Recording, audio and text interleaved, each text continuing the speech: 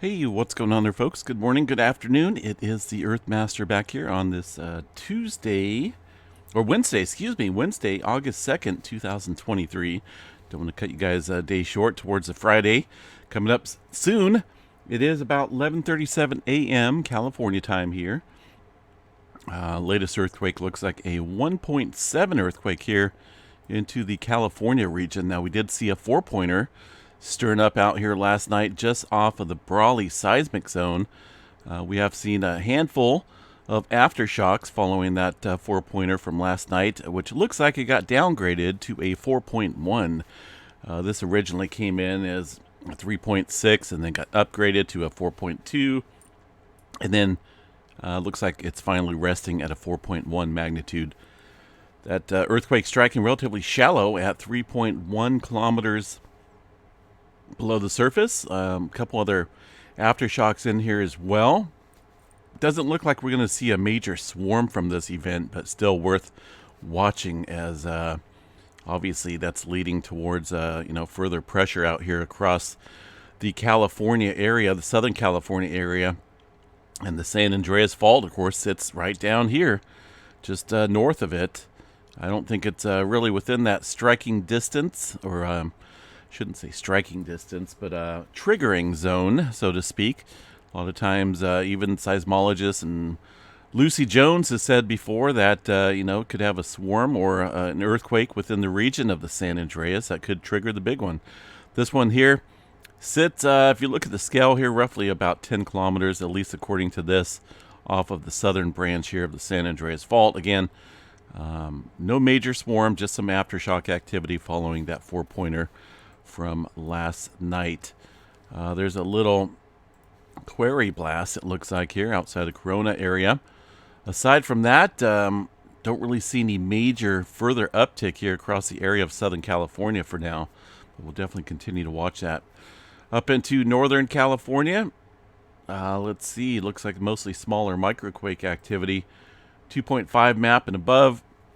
Looks like we had a little bit of further movement out here into the Blanco fracture zone. This is just off the Cascadia subduction zone here off the coast of Oregon.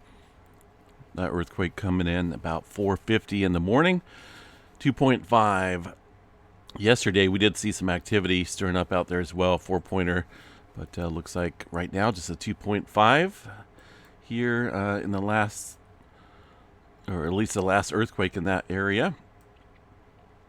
Oregon, northern Oregon, a couple smaller earthquakes up here as well around Mount Baker. Goodness, what's going on up there? Now, this is a seismograph station that, let's go. I want to go look at the seismographs on that real quick. Stand by for Mount Baker. If I remember right, this is one of the volcanoes up there that are very absent of seismographs. Stand by for a second here while I pull up the PNSN network. And just by the way, yesterday the elevated tremor event, roughly almost 300 epicenters of tremor here across the Cascadia. Now the volcanic activity, I don't even know if it's volcanic up there, but notice this. Obviously it's volcanic, but as far as this earthquake activity goes, it doesn't look like any swarm going on, but it is right around the Mount Baker area, very close to the summit area. Notice this volcano does not have a whole lot of monitoring equipment up here compared to other volcanoes. If you were to check out Mount Hood, Mount St. Helens, volcanoes like that, there's a lot of seismograph stations, and these triangles are the seismograph stations. And here we only have one, and that's just literally west of the volcano here itself. Let's see what we got here at Mount Baker. Yeah, of course, and it's not working. So I remember reading the article here a couple years back how they were going to get in there and put some new equipment, new monitoring equipment up there. Them, meaning the USGS, to monitor this volcano. But goodness, there's it doesn't look like anything's working here. Just one single station, and it's just not working. Hold on a second here. There's the volcanic or at least the earthquake activity here around Mount Baker. Let's check out this seismograph station way over here.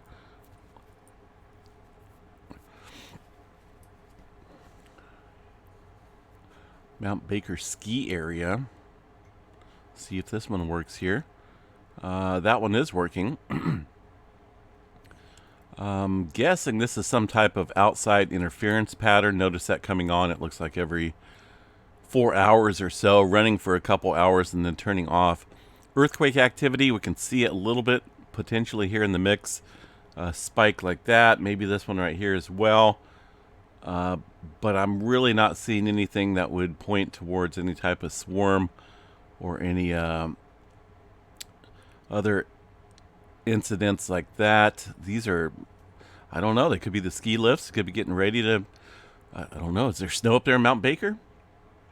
Still, I don't know. But either way, this is outside interference showing up here every few hours or so.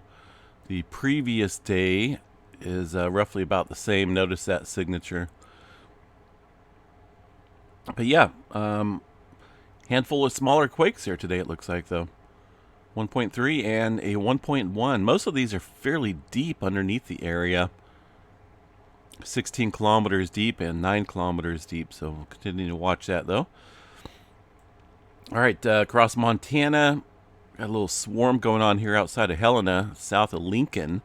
Now this is kind of a swarm because it is in one confined area, and there's many quakes popping up there without a main quake, so to speak. And these earthquakes here roughly about 12 kilometers or so below the surface. Let's see what we got with the last 7 days here. And we'll chime in a few more earthquakes, but most of these have stirred up in the last, looks like the last 24 hours here.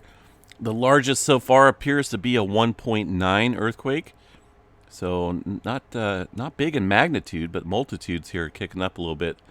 Again, that's out here in the mountains underneath this area, a ways away from Yellowstone. Yellowstone, of course, sits down here in northwestern Wyoming. But we'll watch that underneath the Rocky Mountains, part of the Rocky Mountains area. All right, Yellowstone, let's see here. Looks like some type of swarming going on here as well. Looks like this kicked up earlier this morning. Let's see what we got here. Stand by. And I see it already. Do you guys see it? No, it's not this up here at Mammoth Vault. No, it's not this wind event over here across the eastern portion of the park in the darker color. Earthquake activity is going to be well defined as this.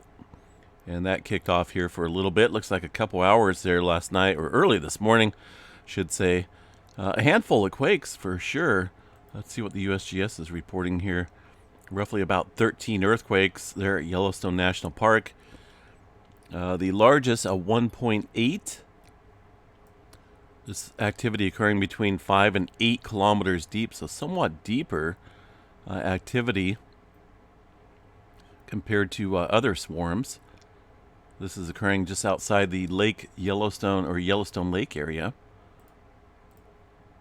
which would put that as the epicenter roughly, it looks like it's right around Mary Lake or so, just on the outside line of the caldera, or maybe potentially within it. The caldera is going to be this black line right here, surrounding, kind of like in a circle.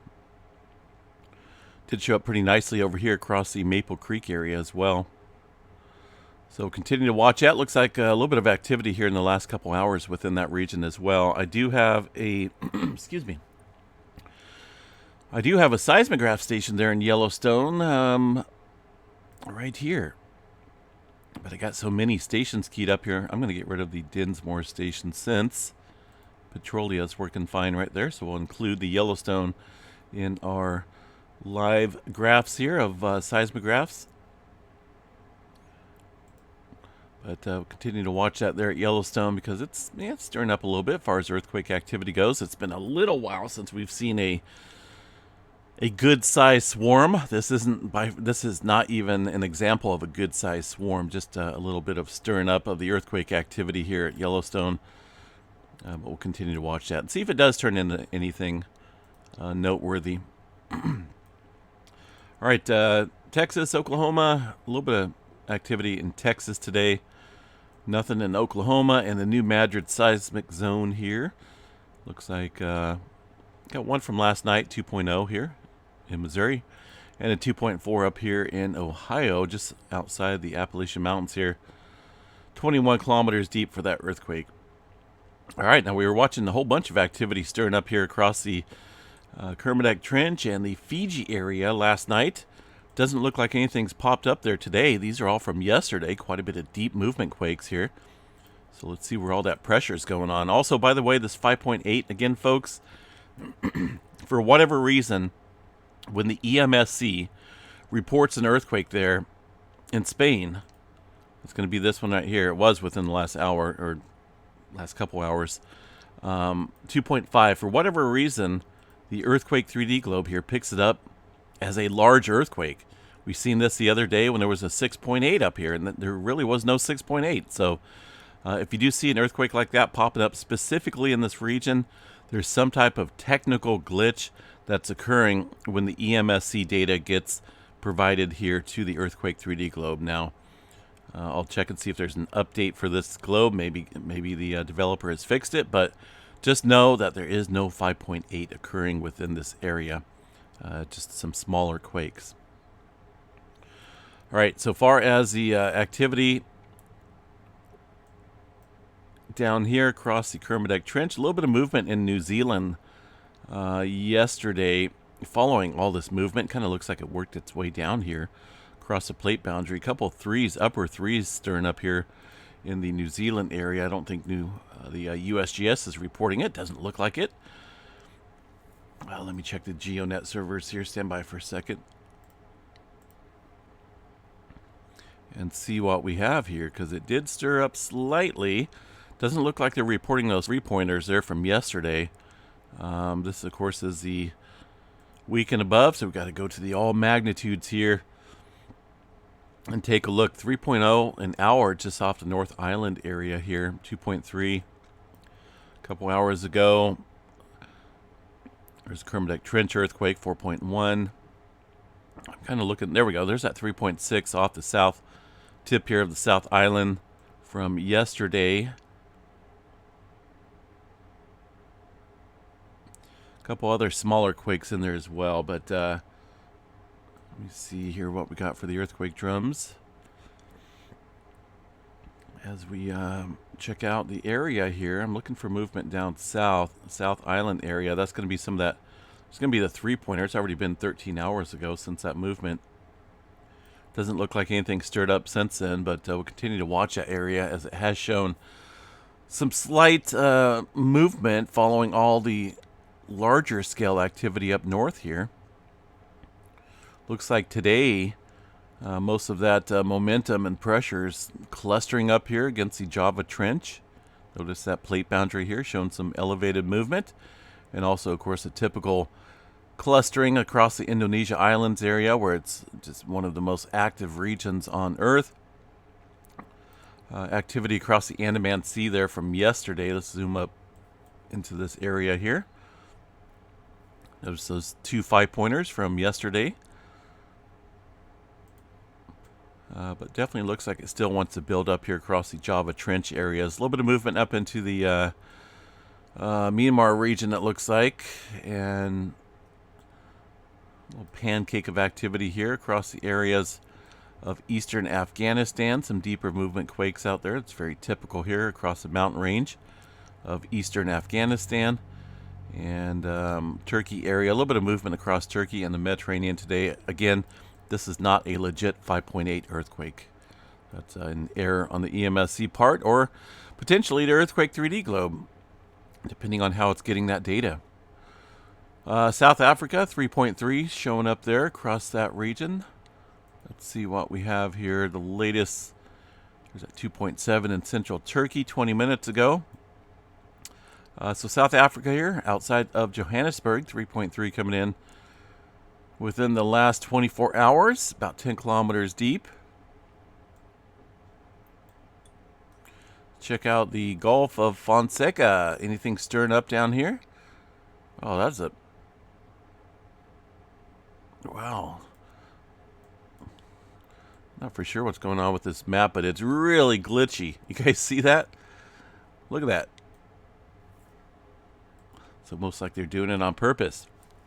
Let me refresh this and see what's going on here.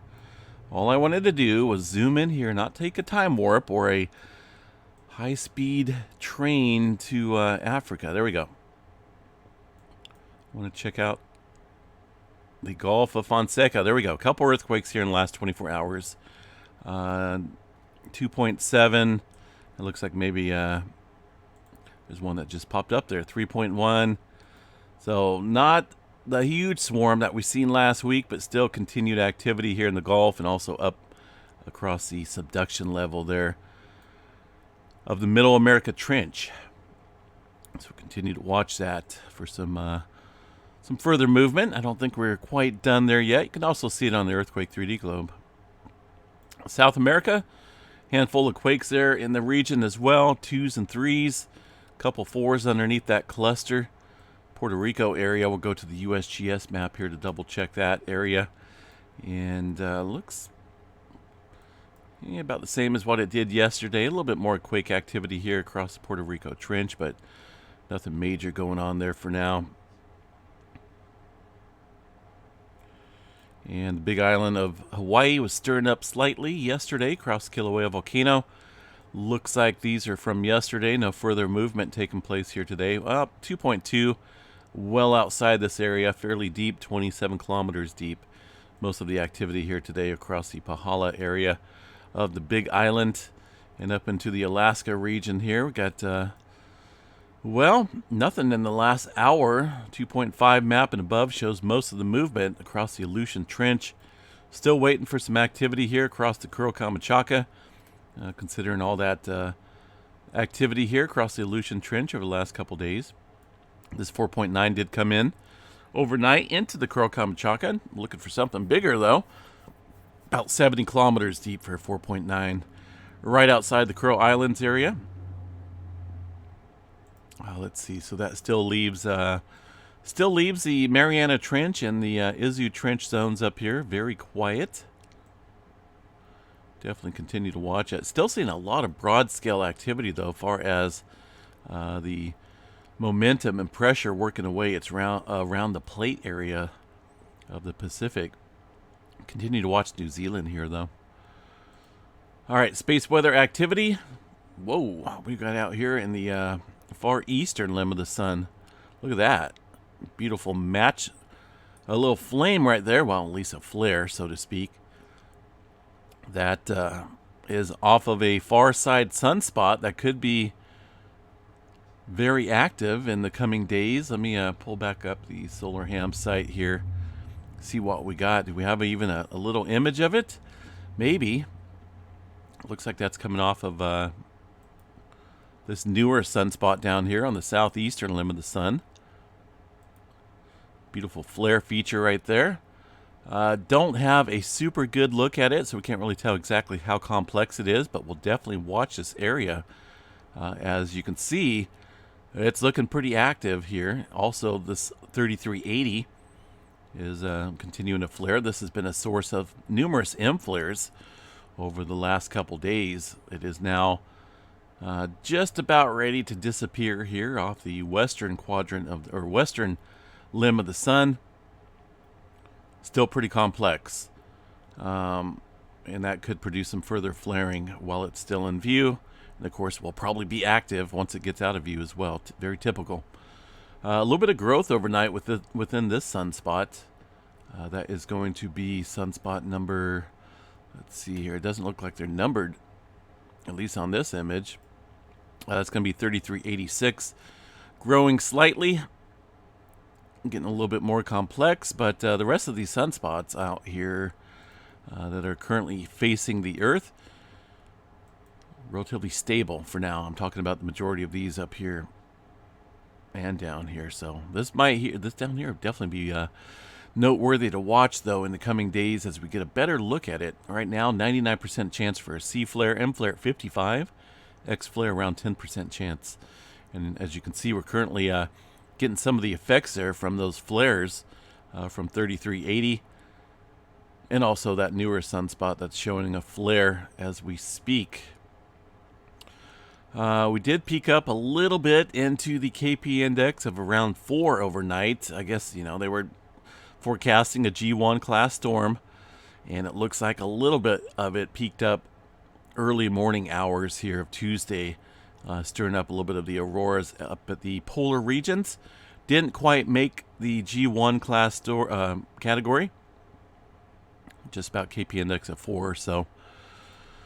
All right, let's see what else we have. Aside from that, things are going to calm back down here after this little event that what we've seen overnight. Back down into the low chances of auroras over the next couple days, unless we get some major events going on.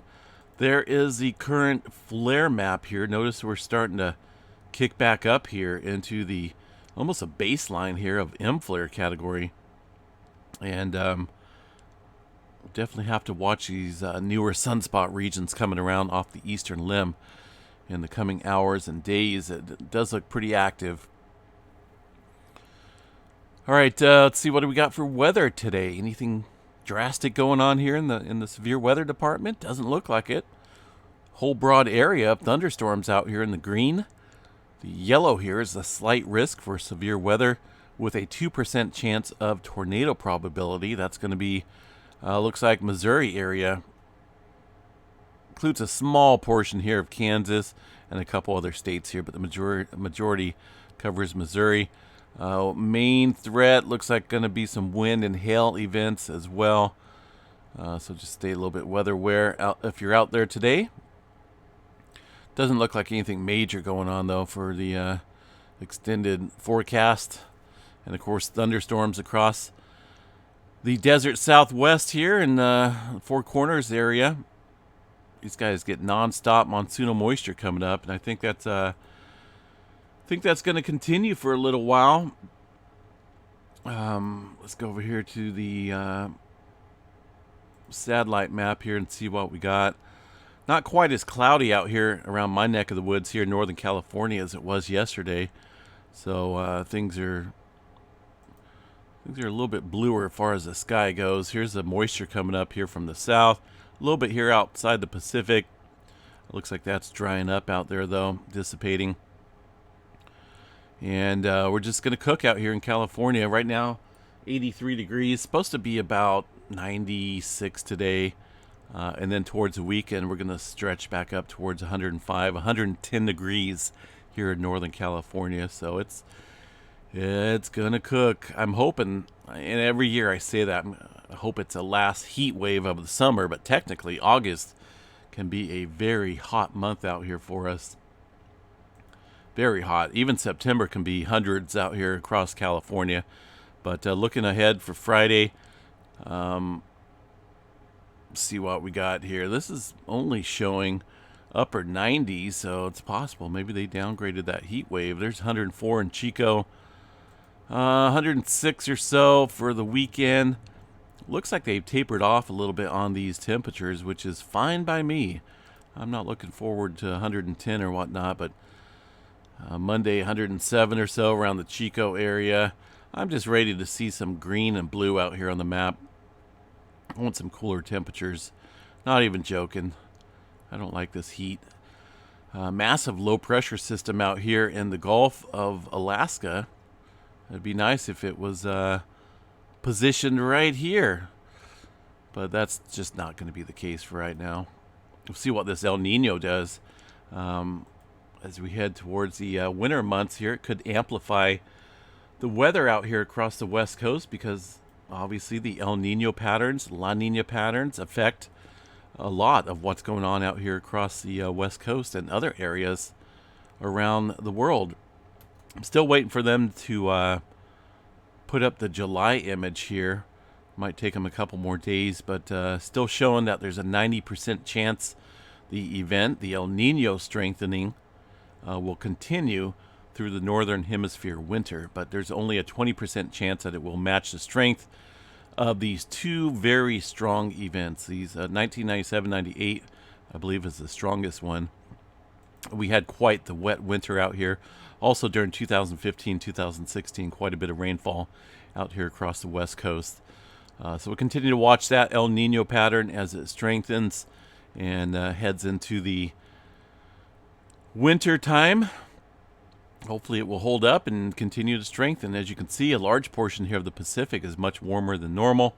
So this may play effect on, overall patterns out here across the West Coast come this winter. It'd be interesting. I love these different weather patterns because it gives us a chance to study, how these warmer ocean waters affect the weather out here across the country. Definitely continue to watch that here in the coming months. All right, folks, let's see. Make sure there's nothing else stirring up out here because last night's update, as soon as I ended it, there was that 4-pointer that stirred up there in Southern California. Right now, just a little spike of an earthquake there at Barrett, which is in Southern California. All these other seismograph stations look calm for now. But just be on guard and stay safe out there. We will chat to you guys a little bit later tonight. Have a good one.